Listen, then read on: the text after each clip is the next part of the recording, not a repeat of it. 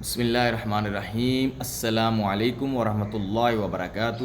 امید ہے آپ سب خیریت سے ہوں گے۔ آج میں آپ کے لیے ایک انتہائی خوبصورت اور پاورفل عمل لے کر آیا ہوں۔ ایسا عمل ایسے لوگوں کے لیے جو شادی کرنا چاہتے ہیں، نکاح کرنا چاہتے ہیں، رسول اللہ صلی اللہ علیہ وآلہ وسلم کی سنت ادا کرنا چاہتے ہیں، ان لوگوں کے لیے جو اپنی مرضی کی شادی کرنا چاہتے ہیں۔ یہ اسپیشل ان لوگوں کے لیے ہے جو اپنی مرضی کی شادی کرنا چاہتے ہیں لیکن ان کے گھر والے عزیز و وقار نہیں چاہتے کہ یہاں شادی ہو، کیونکہ اکثر سٹیٹس کا مسئلہ ہوتا ہے اور ذات کا مسئلہ ہوتا ہے۔ ایسے لوگوں کے لیے یہ اسپیشل ویڈیو میں نے بنائی ہے، کیونکہ اکثر مجھے لوگوں نے بتایا ہے کہ مجھے یہ مسئلہ ہے، میں یہ چاہتا ہوں کہ میں اپنی مرضی کی شادی کروں لیکن میرے گھر والے نہیں مانتے۔ کیوں؟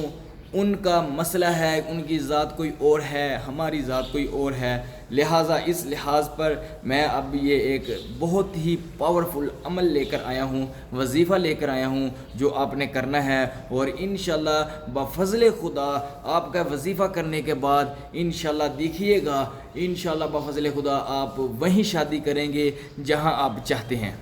ٹھیک ہے، لہٰذا میں آپ کو عمل بتانے سے پہلے میری ریکویسٹ ہے آپ سے کہ آپ میرا یوٹیوب چینل حسن حافی کو لائک کریں، شیئر کریں اور سبسکرائب کریں، بیل آئیکن لازمی پریس کریں نوٹیفیکیشن کے ذریعے، آنے والی تمام ویڈیو آپ کے پاس بر وقت پہنچتی رہیں۔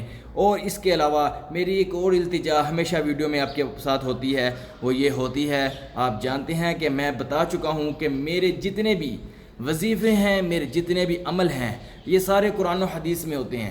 ٹھیک ہے، میں وہاں سے لیتا ہوں اور اس عمل کو، اس وظیفے کو جو میں بتاتا ہوں آپ کو، ہمیشہ جائز مقصد کے لیے ہی استعمال کریں، کبھی ناجائز مقصد کے لیے استعمال مت کریں۔ اگر آپ ناجائز مقصد کے لیے استعمال کرتے ہیں، اپنے نفس کی خواہشات کے لیے استعمال کرتے ہیں، تو یہ آپ کو نقصان پہنچائے گا، نہ کہ آپ کو اس کا فائدہ ہوگا۔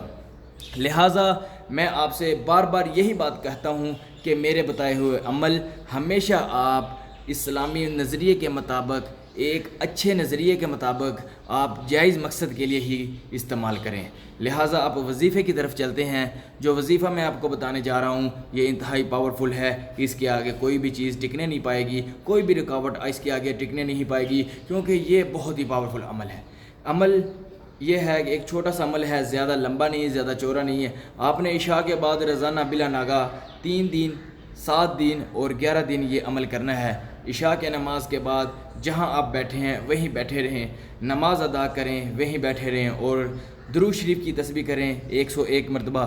کوئی بھی درود شریف پڑھ لیں جو آپ کو آسانی سے آ جائے، جو آپ کو آسانی سے آتا ہے وہ درود شریف پڑھیں۔ زیادہ بہتر ہے کہ درود ابراہیم پڑھیں، درود ابراہیم کی سب سے زیادہ فضیلت ہے، اس لیے آپ کوشش کریں درود ابراہیم پڑھیں، ورنہ آپ کو جو دل کرے، جو آپ کو اچھے طریقے سے آتا ہے آپ وہی ادا کریں۔ درود شریف پڑھ کے آپ نے واللہ غالب علی امر، واللہ غالب علی امر، واللہ غالب علی امر 1100 مرتبہ یہ پڑھنا ہے۔